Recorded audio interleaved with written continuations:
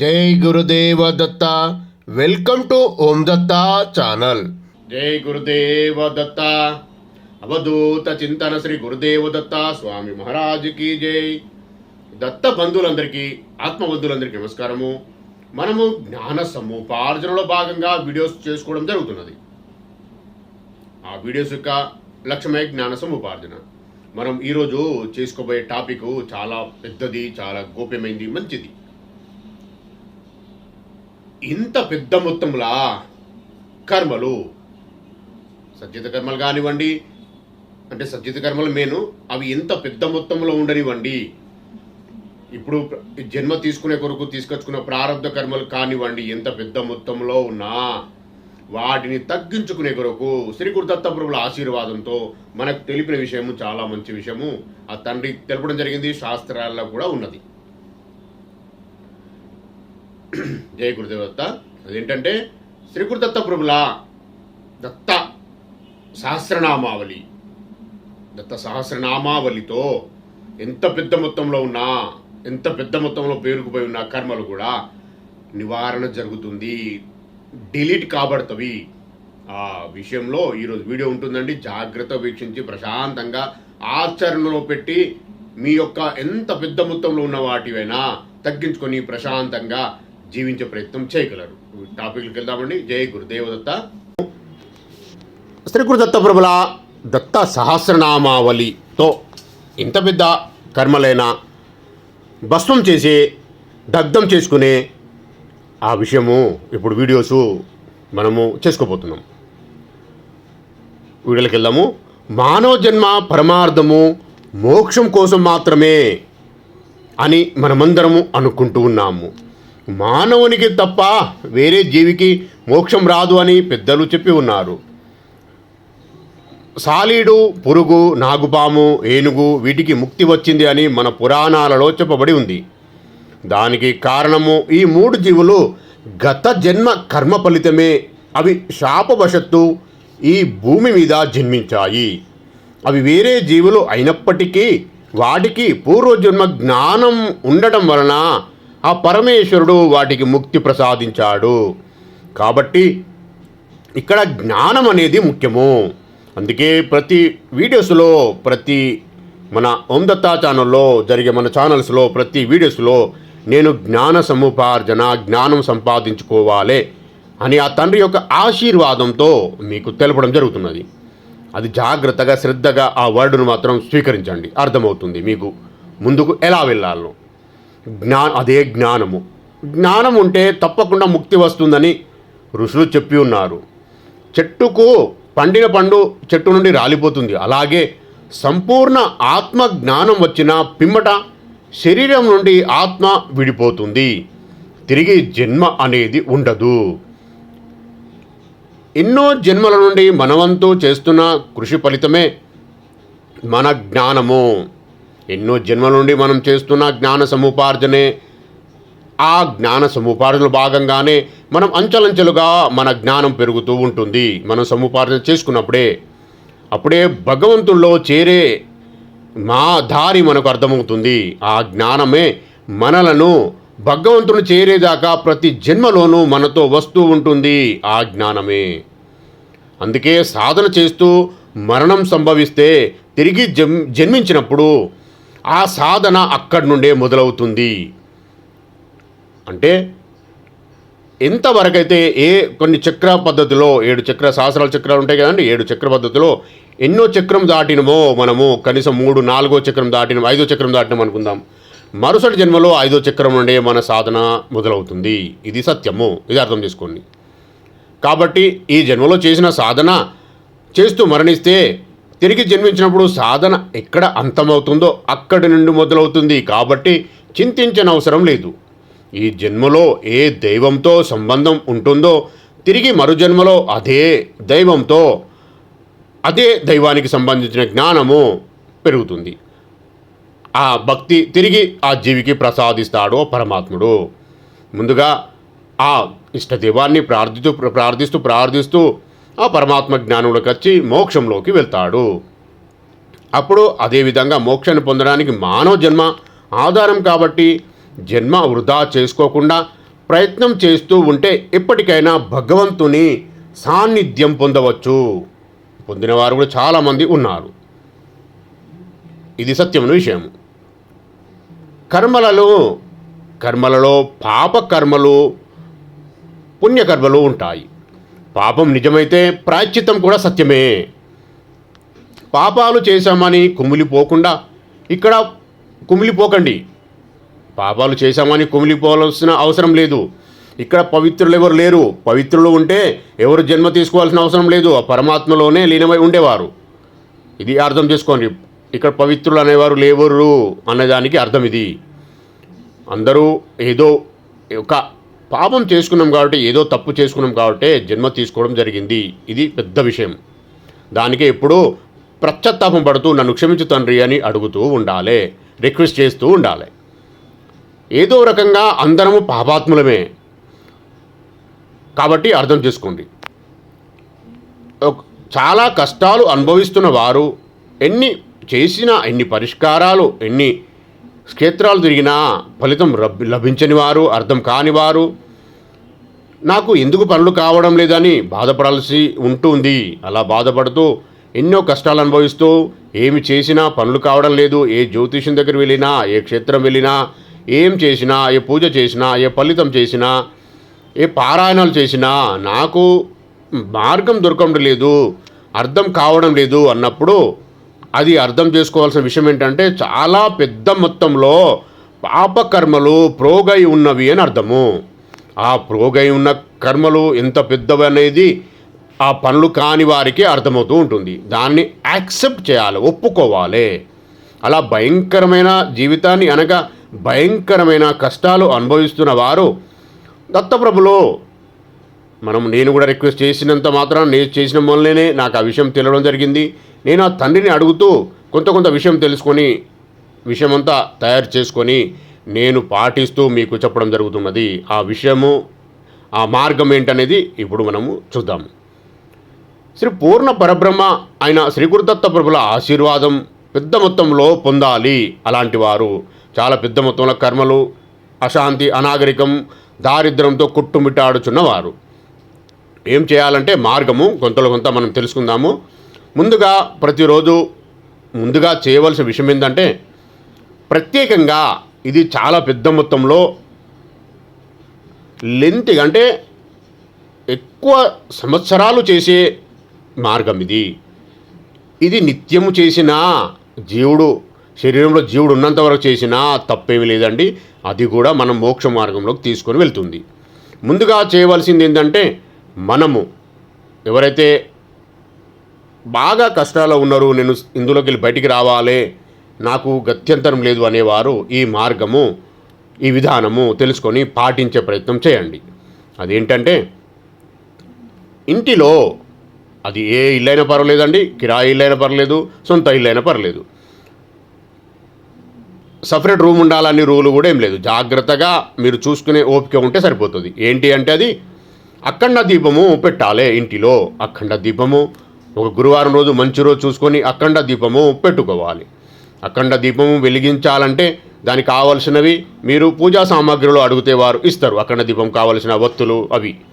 అయితే అఖండ దీపంలో 5 రకాల నూనెలు మిక్స్ చేసి ఆ దీపంలో మనము వెలిగించాల్సి ఉంటుంది. ఆ 5 రకాల దీపాలు, 5 రకాల నూనెలు ఏవి అంటే నెయ్యి, నువ్వుల నూనె, ఆవు నెయ్యి, అది కూడా ఆవు నెయ్యి, నువ్వుల నూనె, కొబ్బరి నూనె, ఇప్ప నూనె, ఆముదము, ఇవి 5 కలిపిన 5 మిక్స్ చేసి ఆ నూనెనే ఒక పెద్ద పాత్రలో మనము సమకూర్చుకొని ఆ అఖండ దీపంలో ఈ నూనెనే ఉపయోగించాలి. దీపం వెలిగిపోకుండా, అఖండ దీపం అంటే దీపం వెలిగిపోకుండా ఉండాలి ఇంట్లో. అయితే ముందుగా శుచిగా స్నానం చేసి మడి బట్టలు కట్టుకొని బొట్టు పెట్టుకొని దత్తప్రభు ఒక విగ్రహం కానీ పటం కానీ తీసుకొచ్చుకొని ఆ తండ్రి ముందు ఆ అఖండ దీపం వెలిగించాలి. మీ సంకల్పం అన్నీ చెప్పుకొని పూర్తిగా ప్రశాంతంగా సంకల్పం చెప్పుకొని ఆ దీపము వెలిగించుకోవాలి. అఖండ దీపము ఉండేలాగా చూసుకోవాలి. మధ్యలో ఏమైనా ప్రాబ్లం వచ్చినా దత్తార్పణం అని దత్తప్రభుకు అర్పిస్తూ ముందు నాకు తోచిన విధంగా చేస్తా తండ్రి అని వారికి రిక్వెస్ట్ చేస్తూ మీ మీ తపన, మీ యొక్క తాపత్రయం, మీ సమర్పణ భావం, మీ ప్రాశ్చాత్తాపం మొత్తం ఆ తండ్రికి తెలియచేయాలి. మీ సంకల్పం కూడా తెలియజెప్పుకోవాలి. అప్పుడు మాత్రమే ఈ దీపం వెలిగించాలి. ఒక కొబ్బరికాయ కొట్టి రోజు ఆ దత్తప్రభు పటం ముందు బెల్లం నైవేద్యం కానీ ఆవు పాలు నైవేద్యం కానీ పెట్టి అవి ఈ చెప్పే పూజ అయిపోయిన తర్వాత మీరే స్వీకరించాలి. మీ ఇంట్లో వాళ్ళు మాత్రమే, ఎవరికి ఇవ్వకూడదు. ముందుగా చేసుకోవాల్సింది ఏంటంటే దత్త సహస్రనామావళి తీసుకొచ్చుకోవాలి. బుక్స్ దొరుకుతాయి, ఆన్లైన్లో కూడా పీడిఎఫ్ దొరుకుతుంది, డౌన్లోడ్ చేసుకొని పెట్టుకోవాలి. ఇవన్నీ ముందుగా సమకూర్చుకోవాలి. దీపం వెలిగించే కన్నా ముందు, మీరు స్టార్ట్ చేసే కన్నా ముందు. అలాగే శ్రీ గురుదత్త ప్రభు యొక్క సహస్రనామాలు అంటే 1000 నామాలు, 1001 నామాలు తీసుకోవాలి. దీపం వెలిగించిన తర్వాత ప్రశాంతంగా కూర్చొని 1001 నామాలు రోజుకు 3 సార్లు చొప్పున పారాయణ చేయాలి. ఆ పారాయణ అయిపోయిన తర్వాత చివరిలో దత్తప్రభుల వారికి సాష్టాంగ వందనము, సాష్టాంగ నమస్కారం చేయాలి. ఇలా చేస్తూ ప్రశాంతంగా మీ యొక్క సంకల్పం చెప్పుకుంటూ ఏమైనా తప్పు జరిగినా దత్తప్రభు దయచేసి క్షమించి, దీవించి, కరుణించి, కటాక్షించి నన్ను మార్గదర్శనం చేయి తండ్రి అని వేడుకోవాలి. ఇలా ప్రశాంతంగా జాగ్రత్తతో, ఇంకా వీలైతే శ్రీ గురుచరిత అమృతము ఒకవేళ మీకు దొరకలేదు, ఇక్కడ అవైలబిలిటీ లేదు అనుకున్నా, లేదు కావాలి అనుకున్నా నాకు మెసేజ్ పెట్టినా, నాకు మన ఓం దత్తా ఛానల్లో ఉంటుంది మెయిల్ ఐడి omdatta@gmail.com. మీరు డీటెయిల్స్ పెట్టినా నేను మీకు గీతా ప్రెస్ వాళ్ళ ప్రశాంతంగా ఎక్కువ ఇన్ఫర్మేషన్ ఉన్న గ్రంథము నేను పంపించగలుగుతా పోస్ట్లో, ఫ్రీ ఆఫ్ కాస్ట్లో. ఆ పారాయణ గ్రంథం కూడా రోజు 2 పేజీలు చదువుతూ ఈ సాధన చేయండి. ఇంకా తొందరగా మీకు ఫలితం వస్తుంది. ఇలా దత్త సహస్రనామావళి రోజు 3 సార్లు 9 సంవత్సరాల పాటు ప్రతిరోజు చెయ్యాలి. ప్రతిరోజు 3 సార్లు చేస్తూ ఉంటే, ఒకవేళ అవైలబిలిటీ లేదు, ఏదైనా క్షేత్రం వెళ్ళినాం, ఊరికి వెళ్ళినాము అన్నప్పుడు కూడా దాన్ని కంటిన్యూషన్ లెక్క పెట్టుకొని చేస్తూ సరిపోతుంది. ఇలా చేసిన వారికి ఈ జన్మలోనే కాదు, అన్ని జన్మలకు సంబంధించిన అన్ని పాపాలు నిశ్చయంగా కడుక్కుపోతాయి, దగ్ధమవుతాయి. చిన్న దోషాలే కాదు, దొంగతనాలు, పచ్చి మోసాలు, నమ్మక ద్రోహాలు, హత్యలు, వ్యభిచారం, పెద్దల్ని అవమానించడం, మానభంగం లాంటి మహాపాపాలు సైతం నిలువున దగ్ధమైపోతాయి. ఇతరులు మీపై కోపంతో ఇచ్చిన శాపాలు కూడా రద్దయిపోతాయి. ఆయుషాంతంలో అంటే జీవుడు శరీరం నుండి విడిచిపెట్టిన తర్వాత, అంటే పూర్తిగా ఇక జనన మరణ చక్రంను తప్పించబడే అవకాశం వచ్చినప్పుడు ఊర్ధ్వలోక ప్రాప్తితో పాటు మహోన్నతమైన ఉత్తమోత్తమమైన ఆరోగ్య అష్టైశ్వర్యాలతో కూడిన మానవ జన్మ కూడా లభిస్తుంది. అదే ఉత్తమ జన్మ. యోగుల కుటుంబాల్లో జన్మ రావడం జరుగుతుంది. ఇంకా మీకు యోగం ఎక్కువ చేసుకొని ఇంకా సద్గతిని పొందే యొక్క మార్గం కొరకు ఇది స్వయంగా పూర్ణ పరబ్రహ్మ పరమాత్మైన శ్రీ గురుదత్త ప్రభులే సూచించిన మార్గము. ఇది ఆ తండ్రి మానవ జాతికి ప్రేమతో చేసిన వాగ్దానము. ఇంతకన్నా తేలికైన సరళమైన సూక్ష్మోపాయం లేదు. ఇదే అసలైన ప్రాయశ్చిత్తం. ఈ యొక్క దత్త సహస్రనామావళికి 20 నిమిషాలు పడుతుంది. అలవాటైతే 15 నిమిషాలే పట్టుతుంది. తిని కూడా చేసుకోవచ్చు. ఉపవాసం చేయాలని ఎలాంటి నియమాలు లేవు. నేను ఇంతకు చెప్పిన నియమాలు తప్పించి ఇంకా ఎలాంటి నియమాలు లేవు. దత్తప్రభు మనకు ఎలాంటి నియమాలు చెప్పలేదు. స్వయంగా పారాయణ చేయలేని వారు రోజుకు 3 సార్లు కనీసం రికార్డ్ చేసుకొని, లేదా రికార్డ్ వస్తుంది. ఈ రోజులలో యూట్యూబ్లో కానీ నా వీడియోస్ కూడా వస్తూ ఉంటవి. అవి రోజుకు 3 సార్లు విన్నా ఫలితము, శ్రవణము, పఠనము ఫలితం సమానం కాబట్టి అలా కూడా ప్రయత్నం చేయవచ్చు. ఆ తండ్రి యొక్క నామస్మరణ స్మరిస్తూ వినండి. వినేది కూడా మీరు పారాయణం చేయలేని వారు ఆన్లైన్లో వీడియోస్ వినాలనుకుంటే ఆ దత్తప్రభు యొక్క నామస్మరణ చేస్తూ వినండి. దానికి ఇదే ఫలము. పఠనము, శ్రవణం ఫలితం కాబట్టి జాగ్రత్తగా అది కూడా ఫలం సమానం కాబట్టి అర్థం చేసుకుని ప్రయత్నం చేయండి. ఇది అంతా మీ భక్తి నమ్మకాల మీదే ఆధారపడి ఉంటుంది. ఒక్కో పారాయణకి 9 పూజలు చేసిన పుణ్యము, రోజుకు 3 పారాయణాలంటే రోజుకు 27 పూజలు చేసిన ఫలము. ఇక పాపాలు పారిపోక ఏం చేస్తాయి అర్థం చేసుకొని జాగ్రత్తగా ప్రయత్నం చేయండి. పాపాలు చేశామని కుమిలిపోకండి. ఇక్కడ పవిత్రులు ఎవరు లేరు. ఏదో ఒక రకంగా అందరము పాపాత్ములమే. కాబట్టి ఈ మానవ జన్మ, ఈ జనన చక్రంలో తిరిగాడుతున్నాము. నిజానికి పుణ్యాత్ముల కన్నా పాపుల యందే భగవంతుడికి ఎక్కువ ప్రేమ. వాళ్ళు ఎప్పుడు తన వైపు తిరుగుతారా అని ఆయన ఆత్రంగా ఎదురు చూస్తూ ఉంటాడు. పుణ్యాత్ములు తమ సంగతి తాము చూసుకోగలరు. వాళ్ళ గురించి భగవంతుడికి బెంగలేదు. అలా చూసుకోలేని వాళ్ళు, పతనమై పడిపోతున్న వాళ్ళు పాపులే. కాళ్ళున్న కొడుకు గురించి తండ్రి ఆలోచించడు కదా. కాళ్ళు లేని కొడుకు గురించి ఆయన దిగులు, విచారమంతా. చాలామంది పాపాలు చేస్తారు, కానీ వాటి గురించి పరితాపం చెందేవారు అరుదు, పశ్చాత్తాపం చెందేవారు అరుదు. ఎందుకంటే ఏ ఒక్క పాపం చేస్తూ మరో పక్క అది పాపం కాదనే వాళ్ళు చాలామంది ఉన్నారు. తమ అమ్ముల పొదులు పెట్టుకొని మరీ చేస్తున్నారు. వారికి వారే సమర్థించుకుంటూ అవి అలవాటయ్యాక పాపం పాపంలా కనిపించడం మానేస్తుంది. మంచినీళ్ళ త్రాగినంత తేలికగా మామూలుగా అయిపోతుంది. వారు సర్ది చెప్పుకునే విషయాలు. అలాంటి వారికి ప్రాయశ్చిత్తం చేసుకునే అవసరమేం కనిపించదు. కనుక పాపాలకు ప్రాయశ్చిత్తం చేసుకోవాలనే ఆలోచన రావడమే చాలా గొప్ప విషయము. అది మీ ఆత్మకు శుభసూచకము. ఎక్కువ మంది ఏ ప్రాయశ్చిత్తము చేసుకోకుండానే చనిపోతారు. వారంతా మరుజన్మల్లో నానా బాధలు పడుతూ దేవుడికి దయ లేదని, అసలు ఆయన అనే వాడెవడు లేడని దైవ నిందకు పాల్పడి ఇంకా అధోగతి పాలవుతూ ఉంటారు. అంటే ఉత్తమ గతికి వెళ్ళి మంచి జన్మ తీసుకోవాలనే లక్ష్యంతో ప్రాయశ్చిత్తం పడేవారు చేసుకుంటారు. ఇలాంటి ప్రాయశ్చిత్తం చేసుకోలేని వారు దైవ నింద చేసుకుంటూ అధోగతి పాలై క్రిందకి పడిపోతూ ఉంటారు. ఇది జాగ్రత్తగా అర్థం చేసుకొని ఈ విషయాన్ని ప్రశాంతంగా ఆచరణలో పెట్టే ప్రయత్నం చేయండి. ఈ వీడియోలో ఇంతే అండి. మళ్ళొచ్చే వీడియోలో దీని కొనసాగింపుగా మంచి విషయంతో, ఆ తండ్రి ఇచ్చిన జ్ఞానంతో మనం వీడియో చేసుకుందాం. జై గురుదేవదత్త. జై గురుదేవదత్త. ఇంత మంచి వీడియోని చేసుకుని అదృష్టం కలిగించినందుకు శ్రీ పూర్ణ పరబ్రహ్మ పరమాత్మ అయిన శ్రీ గురుదత్త ప్రభులకు ప్రత్యేకంగా కోటి సాష్టంగ దండ ప్రమాణాలు, కోటి కృతజ్ఞతలు మొత్తం ఖచ్చితంగా మనం తెలపాలి. ఇది వారి యొక్క ఆశీర్వాదంతోనే నడుస్తున్న ఛానల్ అండి.